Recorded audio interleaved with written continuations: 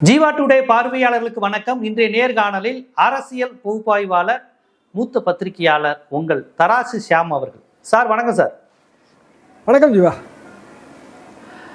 விஜயபாஸ்கர் வருவார் என்று எல்லாரும் எதிர்பார்த்தாங்க. ஆனால் டெல்டா விஜயபாஸ்கரில், புதுக்கோட்டை விராலிமலை விஜயபாஸ்கரில் கரூர் விஜயபாஸ்கர் வரப்போறாருங்கிற மாதிரி தகவல் வருது. ராஜினாமாக்கள் வந்துக்கிட்டே இருக்கே சார். விஜயபாஸ்கர், அதாவது எஸ்கி சுப்பையா பேசப்பட்டது, இந்த மாதிரி ராஜினாமா செய்கிறாங்க, மாடியில் ராஜினாமா, கீழே ஜாயினிங்கா அப்படின்னு நீங்களே பல முறை எல்லா விவாதங்கள்லையும் தொடர்ச்சியாக விமர்சனம் பண்ணீங்க. பார்த்தா தொடர்ந்துக்கிட்டே இருக்கே. விஜயபாஸ்கரே வராரு, குட்கா விஜயபாஸ்கர், ஊழல் கட்சியை சேர்க்க மாட்டோம்னு அந்த விஜயபாஸ்கர் வராரு, இந்த விஜயபாஸ்கரும் வராரு. இது என்ன, இதுக்கு ஒரு எண்டே இல்லையாங்கிற மாதிரி அதிமுக எம்எல்ஏ ஒருத்தரை விடாம கடைசி வரையும் எடுத்துருவாங்களா? இது எப்படி பாக்குறது? இந்த வி வரிசையில திருப்பி வேலுமணியும் வந்துருவாரோன்னு சந்தேகமா இருக்கு. வி வரிசையில இப்ப கரூர் விஜயபாஸ்கரை, ஏற்கனவே விராலிமலை விஜயபாஸ்கர் ராஜினாமா பண்ணிட்டு தயாரா இருக்காரு. திருவான்மியூர்ல கல்யாண மண்டபம் எல்லாம் புக் பண்ணிட்டாரு.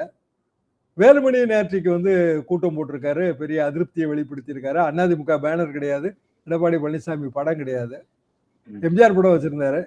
எம்ஜிஆர் தான் எங்களுக்கு தலைவர்னு சொல்லிட்டாரு. ஸோ அதுவும் இன்னொரு வியும் கூட நீங்க விரைவில் எதிர்பார்க்கலாம் தான் நான் நினைக்கிறேன். அதாவது அதிமுகவில் இருந்து சீனியர் தலைவர்களை சேர்ப்பதன் மூலமாக ஒரு கட்சிக்கு என்ன லாபம்னு பார்க்கணுங்க. இது புதுசு இல்லை, திமுகலையும் சேர்ந்திருக்காங்க. அதிமுகல இருந்து சேர்ந்தவர்கள் திமுகல பெரிய பதவிகளுக்கு இப்ப கடந்த 5 ஆண்டுகள்ல அவங்க பெரிய அளவுக்கு இன்ஃப்ளூயன்ஸ் பண்ணதெல்லாம் நம்ம பார்த்துட்டு தான் இருக்கிறோம். ஆனா திமுக பழமையான கட்சி, ஒரு 75 வருஷம் ஓல்டு கட்சி. பிற கட்சிகள்ல இருந்து வர்றது அவங்க அதுல அப்சர்வ் பண்ணிக்கிறாங்க. கே சார் அண்ணாச்சிக்கிட்ட ஒரு தடவை நான் பேசிட்டு இருக்கேன், ரொம்ப க்ளோஸ் ஃப்ரெண்ட் அவர். அண்ணாச்சி, எப்படி அண்ணாச்சி இந்த புது கட்சிக்கு போய் நீங்க அதுல ஷைன் பண்றீங்கன்னு கேட்டேன். அது ஒண்ணும் இல்ல அண்ணாச்சி, நம்ம ஒரு கட்சி மாறி போகும்போது ஒரு வெறுப்பு இருக்கும் ஆரம்பத்துல. ஒரு பொண்ணு பூந்த வீட்டுக்கு போனா எப்படி பூந்த வீடாவே மாறுறாளோ அப்படி மாறணும் அப்படி சொன்னாரு. என்னடாச்சி இப்படி சொல்றீங்க? என்ன, பூந்த வீடாவே நம்ம மாறணும், அப்பதான் இந்த பாலிடிக்ஸ்ல நம்ம இன்னொரு கட்சியில சர்வே பண்ண முடியும். சில வருடங்களுக்கு முன்னாடி. இப்போ இங்க என்ன பிரச்சனைனாங்க, கட்சியா 2 வருஷம் ஓல்டு தான். ஆனா அதுக்கான தாவேகாவோட பழைய வரலாறு என்னன்னா, விஜய் ரசிகர் மன்றம், விஜய் நற்பணி இயக்கம்.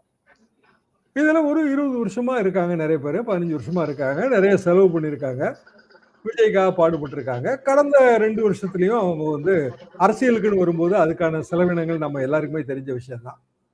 இப்ப கரூர்னு எடுத்துக்குவோம். கரூர் பெரிய அளவுக்கு தாவேகாவுக்கு செட்பேக்கை கொடுத்த ஒரு ஊர். 41 பேர் மரணம். அது போக விஜயே ஒரு 2 மாசம் வெளியில வராம இருந்தாரு, நமக்கே தெரிஞ்ச விஷயம்தான். அந்த கரூர்ல இருந்த தாவேகா நிர்வாகிகள் படாது பாடுபட்டாங்க. அதுல ஒரு முக்கிய நிர்வாகி அவரு சிறைப்படுத்தப்பட்டார். இப்பதான் பெயில்ல, அதுக்கு ஒரு பெயில்ல வந்தாரு. இன்னமும் அந்த சிபிஐ விசாரணை ஓடிட்டு இருக்கு.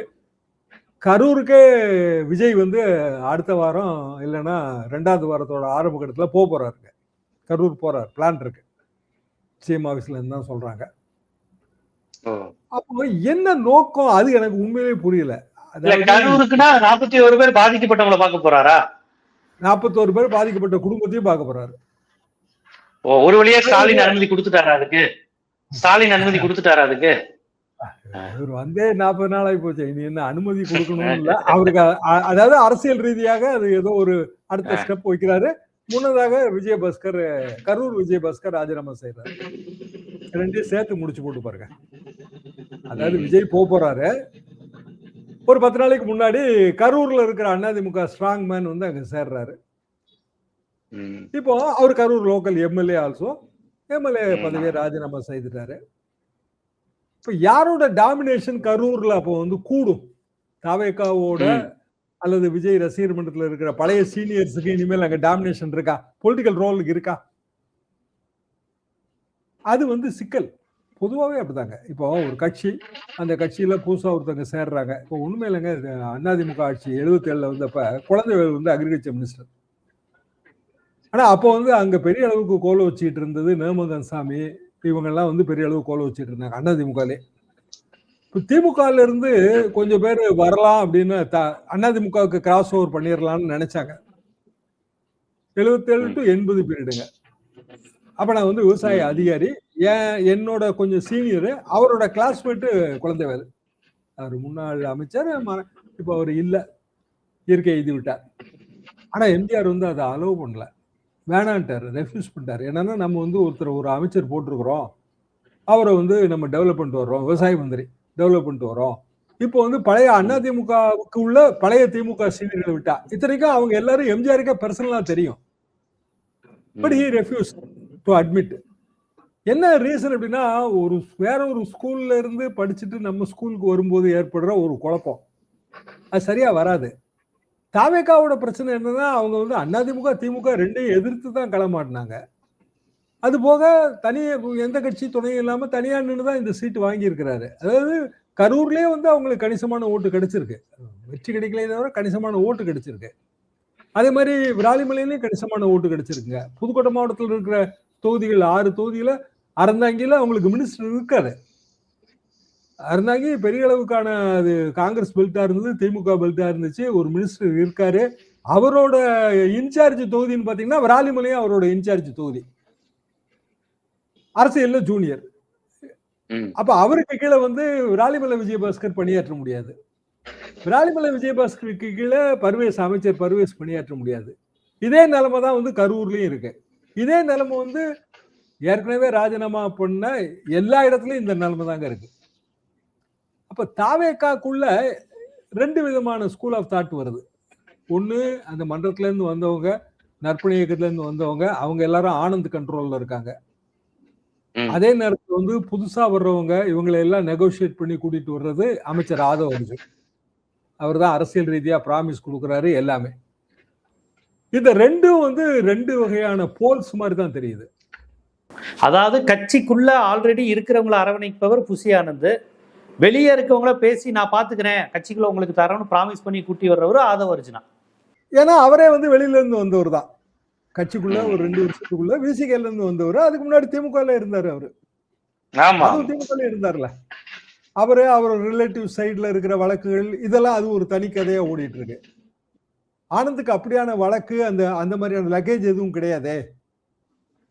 இதுல இப்போ உதாரணமா ஒரு அமைச்சர் சம்பந்தமான ஒரு வீடியோங்க இப்போ சர்ச்சைக்குள்ளானது. நேஷனல் மீடியாலையும் அது பெரிய அளவுக்கு பிரச்சனை ஆயிடுச்சு.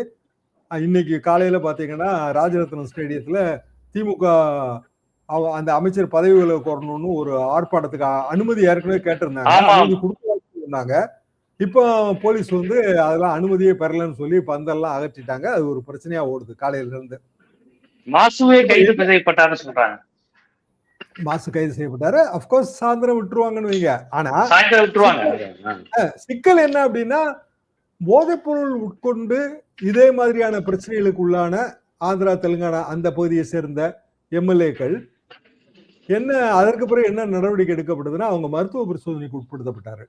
மருத்துவ பரிசோதனைகளை இப்ப என்ன சொல்றாங்க அப்படின்னா, இப்ப லேட்டஸ்டா இருக்கிற மருத்துவ பரிசோதனைகள்ல பல மாதங்களுக்கு முன்னாடி போதைப் பொருள் யூஸ் பண்ணியிருந்தாலும் பிளட்ல வந்து ட்ரேஸ் இருக்குன்றாங்க.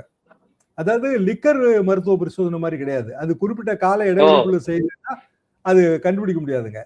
ஆனா இது அப்படி இல்லைங்க. இது வந்து it leaves traces in the blood. இந்த கன்சம்ஷன் ஆஃப் இப்போ இந்த போதைப் பொருட்கள், அதாவது பவுடர் ஃபார்ம்ல சினீஸ் பண்ற போதைப் பொருள் நுரையீரல்லையும் பிளட்லயும் வந்து நிறைய ட்ரேசஸ் விடும். அப்போ மருத்துவ பரிசோதனை செய்யணும் அப்படின்னு சொல்றது யாருன்னா தமிழிசை. அது ஒரு இல்ல அவங்க டாக்டரும் கூட இல்ல, இந்த இடத்துல அவங்க மருத்துவராகவும் அந்த விஷயத்தை டெக்னிக்கலாவும் சொல்றாங்க, அப்படி பாக்குறாங்க. இன்னொன்னு பிரச்சனை என்னன்னா, கவர்மெண்ட்டுமே வந்து உளவுத்துறை மூலமாக அதே செல்போன்ல இருக்கிற மற்ற வீடியோஸ் மற்ற போட்டோஸை ஆக்சஸ் பண்ண சொல்லியிருக்காங்க. அதாவது இந்த அமைச்சர் சம்பந்தப்பட்ட செல்போன்ல இருக்கிற போட்டோஸ் அண்ட் வீடியோஸை ஆக்சஸ் பண்ண சொல்லியிருக்காங்க. அவர் என்ன செய்ய போறாருன்னு தெரியல.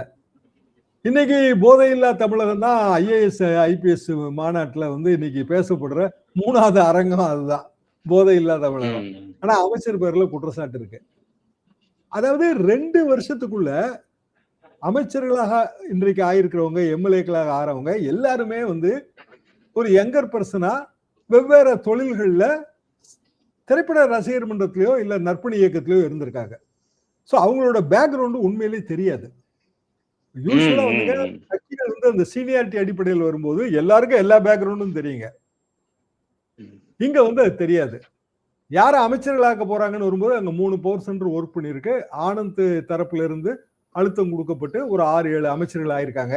இப்ப அந்த அமைச்சர்கள் சம்பந்தமான பழைய வீடியோக்கள், பழைய சர்ச்சைகளை எல்லாம் தோண்டி எடுக்கிறது வந்து இந்த தரப்பு, ஆதவ் தரப்பு. ஓ, அப்ப சரத்தை மாட்டி வர்றதுல ஆதவ அர்ஜுனாக்கும் பங்கு இருக்கு. அப்படிதான் சொல்றாங்க. என்னன்னா விளக்கம் அவர் என்ன சொல்றாரு, விளக்கம் நான் குழந்தைக்கு வந்து மருந்து கொடுத்தாங்க. எல்லாருக்குமே தெரியும் குழந்தைக்கு மருந்து கொடுக்கறதுக்கெல்லாம் அப்படி செல்போன்ல வச்சு குடிக்க முடியாதுன்னு தெரியும். இல்ல டானிக் தான் எல்லாருக்குமே அது தமிழிசையும் சொல்லியிருக்காங்க. எதுவா இருந்தாலுங்க மருத்துவம் குழந்தைகளுக்கு நம்ம மருத்துவம் பார்க்கும்போது ஏதோ ரூபத்துல சிறப்பு வடிவத்திலயோ இல்லைன்னா வேற ஏதாவது டிராப்ஸ் வடிவத்திலயோ தான் கொடுப்பாங்க தவிர பவுடர் வடிவத்துல கொடுக்க மாட்டாங்கிறதுக்கு உடனே ஒரு விளக்கமாக ஒரு டாக்டர் சொல்றாரு, இல்ல சிறப்புலாம் வாங்கினா அது ஒரு 2 டோஸுக்கு 3 டோஸுக்கு பிறகு அது வேஸ்ட் ஆயிரும், அதனால மாத்திரையா கொடுத்துட்டா வேஸ்ட் ஆகாது அப்படின்னு ஒரு ஆர்குமெண்ட் வைக்கிறாங்க. அது என்ன மாதிரி ஆர்குமெண்ட் தெரியல. அப்படின்னா பீடியாட்ரிஷியன் யாருமே சிறப்பே வந்து ரெக்கமெண்ட் பண்ணக்கூடாது, ஏன்னா வேஸ்ட் ஆகும்ல. நீங்க எந்த சிறப்பு கொடுத்தாலும் 2 ஸ்பூனோ இல்ல 3 ஸ்பூனோ கொடுத்த பிறகு பாட்டில மிச்சம் இருக்கதானங்க செய்யும். அவன் அது என்ன மாதிரியான விளக்கம்னு தெரியல, ஏன் அந்த விளக்கத்தை கொடுக்குறாங்கன்னு தெரியல. இப்படி குழப்பம் இருக்குங்க. அதாவது ஆட்சி வந்து விஜயோட கரிஸ்மா. விஜய் பாருங்க எவ்வளவு ஸ்டைலா தண்ணி குடிக்கிறாரு, எவ்வளவு ஸ்டைலா வந்து ட்ரெஸ் போட்டிருக்காரு. இது ஒரு குரூப்புங்க. இவங்க வந்து எது எப்படி இருந்தாலும் விஜய், அவ்வளவுதான் பாயிண்டே, அவ்வளவுதான். நேர ஆப்போசிட் குரூப் இப்ப திமுக. அதெல்லாம் இல்லைங்க, 2 மாசத்துல ஆட்சி போயிருங்க, 6 மாசம் தாங்குதா பாருங்க, அது வேற ஒரு குரூப்பா இருக்கு. 2 வகையான அரசியல், 2 வகையான நீரோட்டங்கள் இருக்கிற இடத்துல ஆதவ அர்ஜுன் வந்து 2யுமே பயன்படுத்தி அவரோட மெரிட்டையும் இருப்பையும் இல்ல அவரோட முக்கியத்துவத்தையும் கூட்டுற மாதிரி தான் தெரியுது. இந்த வீடியோ கேங்க தக் லைஃப்னு வச்சிருந்தாருங்க அமைச்சர். குரூப்ல கேட்கும்போது அவங்க என்ன சொல்றாங்கன்னா, இல்லைங்க சும்மா அது ஒரு அந்த காலத்துல ஒரு 2-3 வருஷத்துக்கு முன்னாடி அவர் இளைய வயதுல இருக்கும்போது ஒரு கெத்து காட்டுறதுக்கு, சின்ன வயசா இருக்கிறவங்க வந்து 2 வீலர்ல 2 கையும் விட்டுட்டு ஓட்டி காட்டுவாங்கல்ல, ஏதோ ஒண்ணு செய்வோம்ல ஒரு கெத்து காட்டுறது, அப்படி செஞ்ச விஷயங்க. அந்த வீடியோ பிரைவேட் வீடியோ நண்பர்களுக்கு அனுப்பி விட்டாரு. அத வந்து ஸ்கிரீன்ஷாட் எடுத்து யாரோ ஷேர் பண்ணி எங்க ஆளுங்க இல்லாம அது எப்படிங்க ஷேர் ஆகும்னு நம்மகிட்ட திருப்பி கேக்குறாங்க. ஷேர் பண்றதுக்கே வழியே இல்லைங்களா, அது வந்து பப்ளிக் வீடியோவே கிடையாதுங்களா, எப்படி ஷேர் ஆச்சு? அதையும் சேர்த்து கண்டுபிடிக்கட்டும், உளவுத்துறை அதையும் சேர்த்து கண்டுபிடிக்கணும். லாபம் ஷேர் பண்ணது யாரு, அது யாரோட செல்போன், இதையும் சேர்த்து. ஏன்னா இன்னைக்கு இருக்கிற உலகத்துல வந்துங்க டெக்னாலஜிக்கல் உலகத்துல எதை வேணாலும் கண்டுபிடிச்சிடலாம். அப்ப அதையும் சேர்த்து கண்டுபிடிக்கட்டும், அப்பதான் உள்ள இருக்கிற பிரச்சனை தெரியும். அதாவது தாவேக்காக்குள்ள பலதரப்பட்ட பிரச்சனைகள் இருக்குதுங்கிறது தாவேக்கா நண்பர்கள் தான் சொல்றாங்க. இந்த சூழ்நிலையில அதிமுக ஆட்களை சேர்த்துக்கிட்டே வராங்க. அப்ப ஆட்கள் போய் சேர்றாங்க. இல்ல இதுல நம்ம இன்னொன்னு கவனிக்க வேணும். இந்த இப்ப இவங்க எல்லாம் போறாங்கன்னா எம்எல்ஏவை இழந்துட்டு போறாங்கன்னா எம்எல்ஏவோட பெரிய பதவி கிடைச்சாதான் போவாங்க. ஏன்னா வர்றவங்க எல்லாம் இப்ப வந்து அரசியல்வாதி கிடையாது. விஜயபாஸ்கரா இருக்கட்டும், அந்த விஜயபாஸ்கரா இருக்கட்டும், அடுத்து போற வேலுமணியா இருக்கட்டும், இவங்களுக்கு தான் எம்எல்ஏ பதவியை ராஜினாமா செஞ்சுட்டு போறாங்கன்னா மினிஸ்டர் பதவி கிடைக்குமா? ஆல்ரெடி அங்க ஹவுஸ்ஃபுல் ஆயிருச்சு. அவரை நம்பி இருந்த 3 கட்சிகள் கூட்டணி வச்சுச்சு. விஜய் கட்சியோட அந்த முஸ்தபா கட்சி, முஸ்லீம் லீக் கட்சி, அப்புறம் ஒரு விவசாயிகளுக்காக போராடின ஒரு அமைப்பு ஒரு கூட்டணி வச்சாங்க, திருவண்ணாமலைன்னு நினைக்கிறேன். அங்க ஒரு மேல்பாதி அந்த விஷயத்துல நில விஷயத்துல போராடின ஒரு அமைப்பு. அப்புறம் இன்னொரு கட்சி தமிழ்நாடு இளைஞர் கட்சின்னு நம்ம கூட விவாதங்கள்ல ஒருத்தர் பேசுறாருல காமேஷ், இவங்க தான் தாவேக்கா அல்லாத கூட்டணி கட்சின்னு. கூட்டணி கட்சிகள் போடி பக்கத்துல ஒரு கட்சி, அவங்களும் வந்து தாவேக்கால சேர்ந்துட்டாங்க ஒரு வாரத்துக்கு முன்னாடி. அது ஒரு தனி கட்சி, அவர் ஜெயிச்சிட்டாரு ஆக்சுவலி. அதே 24 மலை தெலுங்கு இல்ல 24 மலை தெலுங்கு செட்டியார் ஜெகநாத் மிஸ்ரா கரெக்ட். அவர் 24 மலை தெலுங்கு செட்டியார் சங்கம் வச்சிருந்தாரு. ஆமா, இல்ல அவர் வந்து சேர்ந்துட்டார். பவர்ஃபுல் குரூப் தாங்க அவங்க, கொஞ்சம் நல்ல ஃபைனான்சியலி ரிச் பீப்புள். 24 மலை தெலுங்கு செட்டியார்கள், எனக்கும் சில நண்பர்கள்லாம் அதுல இருந்தாங்க அதே குரூப்ல. அவங்களும் ஏதோ ஒண்ணு எதிர்பார்க்கத்தான் செய்வாங்க. ஏங்க அரசியல்ல எதிர்பார்ப்பு இல்லாம ஏது அரசியல்? அப்படின்னா ராஜினாமா பண்ணிட்டு தாவேக்கால சேர்ந்த எல்லா எக்ஸ் எம்எல்ஏயும் ஒரு எம்எல்ஏ சீட்டை எதிர்பார்க்கறாங்கன்னு தான் அர்த்தம். அதான் வைகோ போட்டு உடைக்கிறாரு. அது ஆமா, எங்களை 2 பேரும் ராஜினாமா சொல்லுங்க, நானே வந்து முதலமைச்சரே பிரச்சாரம் பண்ணி வெற்றி பெற செய்யறேன்னா அப்போ தாவேக்கா சார்பில் அவங்களுக்கு டிக்கெட் கொடுத்தா தானே பிரச்சாரம் பண்ண முடியும். கொடுத்துருக்காங்க. இல்ல தாவேக்கா அதை இன்வைட் பண்ணுது, ரசிக்குதுன்னு தானே அர்த்தம். அவங்க தான் கூப்பிடுறாங்கிறது ஓப்பனா தெரியுதுல, வாங்க பாத்துக்கலான்னு. இவங்க விரும்புறாங்கன்னு இல்ல, ராஜினாமா செய்ய நான் பாத்துக்கிறேன்னு இவங்க ஏதோ ப்ராமிஸ் கொடுக்குறாங்கிறது ஓப்பன் ஆகுதுல. அது பேரம் தானே அப்போ, அது பேரம் தான். அப்ப பேரமே இல்ல, தானே வந்து எல்லாரும் அப்படியே அட்ராக்ட் ஆகி ராஜினாமா பண்றாங்க, அப்படியே எடுத்துக்கிறது இது. இல்ல இதுல இன்னொரு விஷயம் கவனிக்க வேண்டியது, நான் அவங்க அமைச்சர் பதவிக்காக வராங்கிறது ஓகே, எங்க இடம் இருக்குன்னு கேக்குறேன். சட்டப்படி இப்ப இத்தனை அமைச்சர்கள் இருக்காங்களே, யாரையாவது ராஜினாமா செய்ய சொல்லுவாரா? யாருடைய அமைச்சர் பதவியாவது பறிப்பாரா? கொஞ்சம் பேர் தான் போயிருவாங்கல்ல, இப்போ இந்த பிரச்சனைகளை வரிசையா மாட்டுறாங்கல்ல, சரத்து இவங்க எல்லாம் போயிருவாங்க, வேற வழி இல்லைங்க. அடுத்தடுத்த கட்டம் போங்க. சரத் மேட்டர் வந்து நேஷனல் மேட்டர் ஆயிடுச்சு, நேஷனல் மீடியாஸ் எடுத்து பிளே பண்ணுது. அத ரெண்டாவது அதுல அப்பேரண்டா தெரியுது. அது இப்ப யாரோ ஒருத்தரும் கோர்ட்டுக்கு போத்தான் செய்வாங்க. கோர்ட்டுக்கு போகாம எப்படி இருப்பாங்க? ஜனநாயக நாட்டுல கோர்ட்டுக்கு போறதுங்கிறது இயற்கை தானே. அப்போ ஏன்னா போதை அது வரும்போது கோர்ட்டும் அதை சீரியஸா எடுத்துக்கிடும். இப்ப போஸ்கோ ஆக்ட் கீழே வந்து கோர்ட்டுக்கு போன அந்த விஸ்வநாதன் அமைச்சர் வந்து குழந்தைகளுக்கு அவர் காலை பிடிச்சு விட்டு செய்யற அமைச்சர் நான் இப்பதான் பாக்குறேன். முதலுதவி செய்யறதுதான் என்னங்க, விரல்ல சொடுக்கெடுத்து முதலுதவி செய்யறதா? அதான் முதலுதவி. அதான் சொடக்கெடுத்தா முதலுதவியா? சொடக்கெடுக்கிறதுங்கிறதே ஒரு, அதுவே ஒரு சொகுசு தானே. சொடுக்கெடுத்து விடுறதே ஒரு சொகுசுக்கான விஷயம் தானே. அதை போய் ஓடுற பிள்ளைக்கு போய் காலில் சொடக்கெடுத்துக்கிட்டு இருக்காங்க அவங்க. 10 வயசு 12 வயசு பொம்பளை பிள்ளைகளுக்கு நீங்க சொடுக்கெடுப்பீங்களா? என்ன ஒரு வியாக்கியானம்னு இது எனக்கு புரியல. அப்ப பலரும் வந்து வெளியில போக வேண்டிய நிலைமையில இருக்காங்க. சரி, கன்னியாகுமரி டிஸ்ட்ரிக்ட்ல காங்கிரஸ் கட்சியை சேர்ந்தவங்களையே உள்ள அட்மிட் பண்றாங்க தாவேக்காக்குள்ள. காங்கிரஸ் கட்சியில மாணிக்க தாகூரை கொண்டு வந்துட்டாங்க. அவரு ஆன்டி டிஎம்கே, ப்ரோ டிவிகே, எல்லாருக்குமே தெரிஞ்ச விஷயம்தான். ஆனா அமைச்சர் ராஜேஷ்குமார் இப்போ காலையில பார்த்தா அவரு கொஞ்சம் வேற மாதிரி ஒரு ராங் நோட்ல பேசுறாரு ஆட்சியை பத்தி. இந்த கமெண்ட் எல்லாம் வருது, அது வலிக்காத கமெண்ட் தாங்க. முதல்ல வலிக்காத கமெண்ட், அப்புறம் வலிக்கிற கமெண்ட் அடிக்க தானே செய்வாரு. ஏன்னா அவரோட சொந்த டிஸ்ட்ரிக்ட்ல இருப்புக்கு பிரச்சனை வரக்கூடாதுல்லாங்க, யாருமே அதை விரும்ப மாட்டாங்க. தாவேக்கா அமைச்சர் பர்வேஸுக்கு விராலிமலை விஜயபாஸ்கர் போகும்போது அவரோட சொந்த மாவட்டத்துல அவரோட இருப்புக்கு பிரச்சனை வருமா வராதா? கண்டிப்பா கண்டிப்பா. அதை இருகரும் கூப்பி வரவேற்றுவாங்களா? அப்படி விஜயபாஸ்கர் என்ன சாதிக்க போறாரு, அவர் பேர்ல இருக்க குட்கா வழக்கு என்ன ஆக போகுது, சிபிஐ வழக்கு என்ன ஆக போகுது, இதே எம்ஆர் விஜயபாஸ்கர் பேர்ல இருக்க வழக்கு எல்லாம் என்ன ஆக போகுது? நாளைக்கு வந்து வேற மாநிலத்துக்கு இதை மாத்துங்க அப்படின்னு ஜெயலலிதா அம்மா பேர்ல பேராசிரியர் போட்ட வழக்கு மாதிரி போட மாட்டாங்களா? கர்நாடக மாநிலத்துக்கு போகாதா? சரி, பாலிடிக்ஸ் நீங்க நிறைய அனுபவம் வாய்ந்தவர் இல்ல, நீங்களே ஆலோசனை சொல்லலாம், நீங்களே அனுபவம் வாய்ந்தவர் தான். சிறந்த பத்திரிகையாளர், அரசியல் விமர்சகர், அதோட வழக்கறிஞரும் கூட. அதாவது சட்ட நுணுக்கங்கள் தெரிந்த பத்திரிகையாளர் கிடையாது, நீங்களே வழக்கறிஞரும் கூட. அதனால உங்களுக்கு எல்லாம் நிறைய அனுபவம் உண்டு. 96ல போட்ட கேஸுங்க, அது 96 97 போட்ட கேஸ். அப்படியே அதை இழுத்து 2011ல ஆட்சி வந்துருச்சு, அதிமுக ஆட்சி. அப்ப அதுக்கு முன்னாடி பேராசிரியர் என்ன பண்ணாரு, வேற அது இயல்பான கேள்விங்க, வேற மாநிலத்துக்கு மாற்றுங்க, இங்க வந்து ஃபேரா விசாரணை நடக்காதுங்கிறது இயல்பான ஒரு சட்ட சிக்கல். என்னோட வழக்குகள்ல நானே வந்து இந்த நீதிபதியில இருந்து வேற நீதிபதிக்கு மாத்துங்க, இவர் ஃபேரா நடந்துக்கலன்னா எத்தனையோ போட்டிருக்காங்க. டிரான்ஸ்பர் ஆஃப் ஜட்ஜ், டிரான்ஸ்பர் ஓபின்னு பேரு. இவங்க டிரான்ஸ்பர் ஆஃப் ஸ்டேட் கேட்டாங்க, உடனே கொடுத்துருச்சு சுப்ரீம் கோர்ட். இப்பவும் கொடுப்பாங்களான்ற.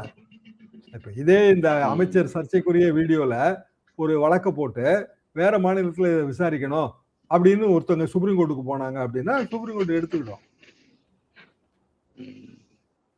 ஏன்னா சரி, திமுக தரப்பு ஒரு மாசத்துல ஆட்சி கலைஞர், அதனால எனக்கு அதுல பிடித்தெல்லாம் கிடையாதுங்க. ஒரு ஆட்சி இருக்கட்டுங்க, ஆட்சி வந்து தொடர்ந்து நடத்தணும்.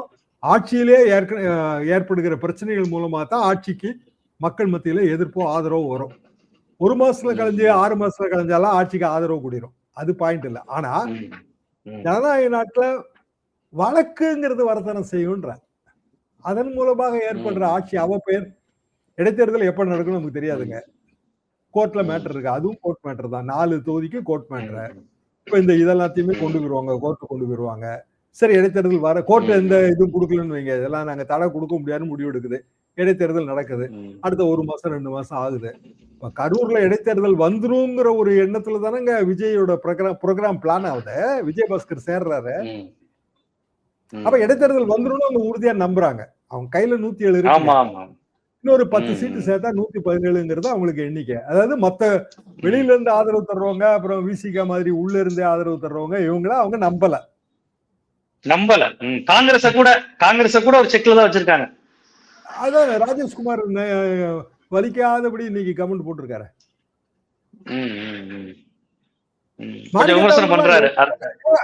மாணிக்க தவிர எந்த பக்கம் வேணாலும் பாய்வாருங்க. அவர் கொஞ்சம் இண்டிபெண்டன்ட் டைப். எனக்கு நண்பரும் கூட இண்டிபெண்டன்ட் டைப். அவர் திமுக விமர்சனம் பண்ணும் போதும் அவரு வந்து வஞ்சகம்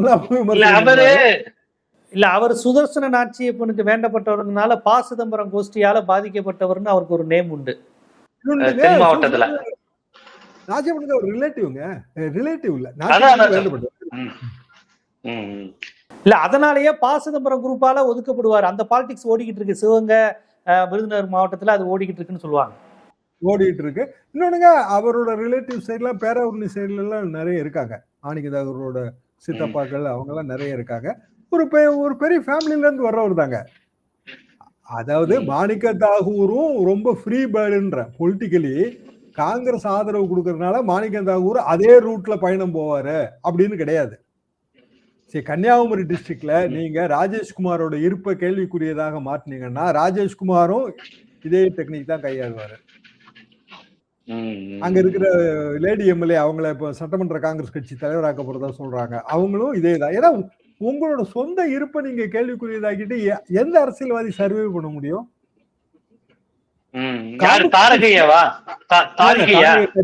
ஆமா, அப்படிதான் சொல்றாங்க.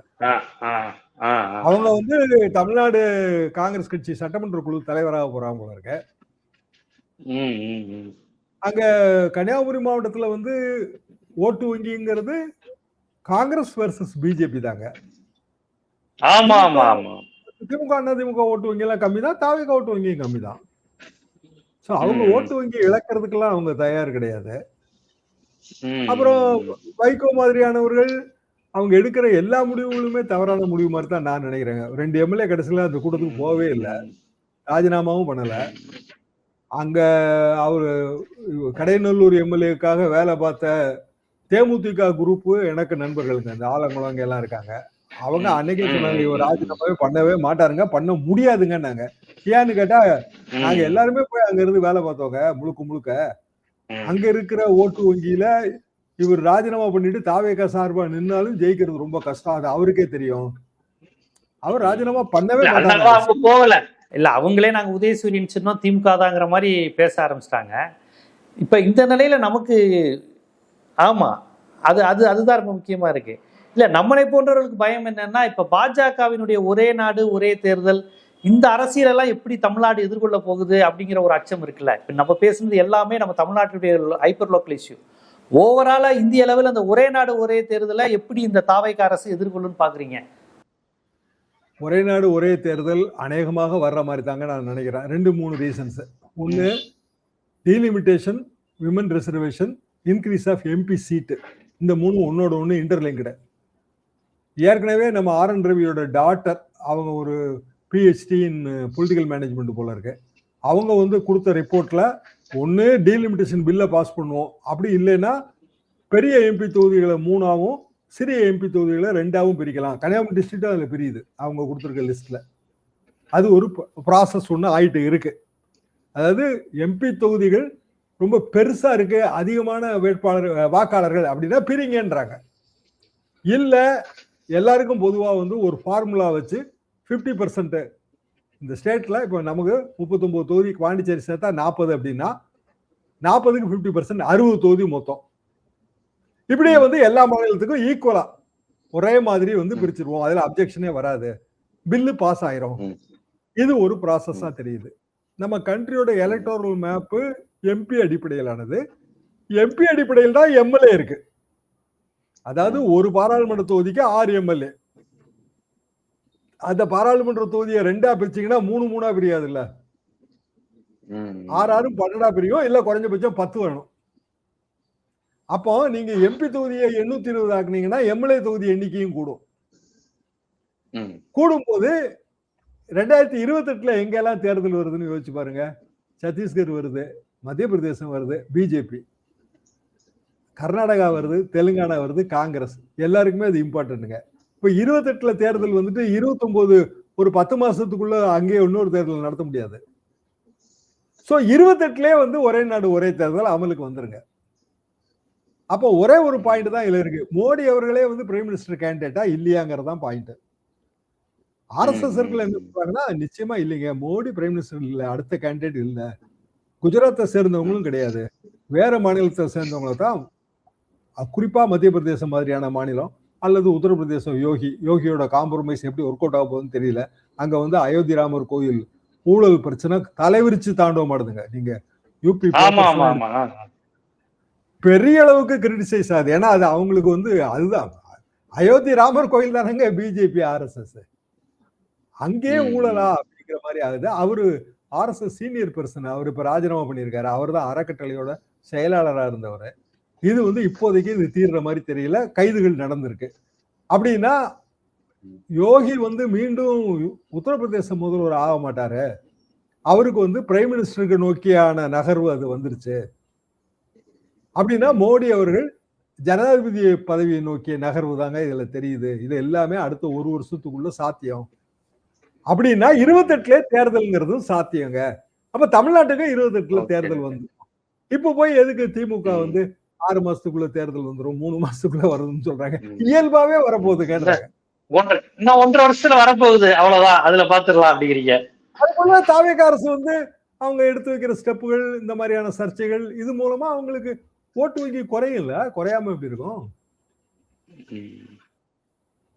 உள்ளாட்சி தேர்தல், உள்ளாட்சி வருது, இடைத்தேர்தல் வரப்போகுது, நாடாளுமன்ற தேர்தல், சட்டமன்ற எல்லாம் தொடர்ச்சியா அடுத்தடுத்து நீ வரப்போகுது. அடுத்தடுத்து வரப்போகுதுங்க. அடுத்தடுத்து வரப்போற இடத்துல திமுக வந்து தன்னோட மூவ்ஸ கிளவரா தான் ஹேண்டில் பண்ணணும். இப்படி கட்சிக்காரங்களை உற்சாகப்படுத்தணும்னு சொல்லி ஒரு மாசத்துல தேர்தல் வந்து 2 மாசம் பேச வேண்டிய அவசியம் இல்லை, ஏன்னா வராது அப்படின்ற. கண்டிப்பா ரொம்ப ஒரு முக்கியமான விஷயம் தான் இது. இது கொஞ்சம் அபாயகரமான விஷயம். இது ஒரு தேர்தல் சுவாரஸ்யம் இந்த மாதிரி பார்த்தாலுமே நம்ம மாநிலம் இத்தனை ஆண்டுகளும் கட்டி காத்த ஜனநாயகம் எல்லாம் என்ன போகுதுங்கிற ஒரு பதட்டமும் பயமும் வருது. பார்ப்போம் என்ன நடக்குதுன்னு. நன்றி சார், உங்கள் நேரத்தை ஒதுக்கி பல்வேறு கருத்துக்களை உங்களுடைய பாணியில் எடுத்து வைத்ததுக்கு நன்றி.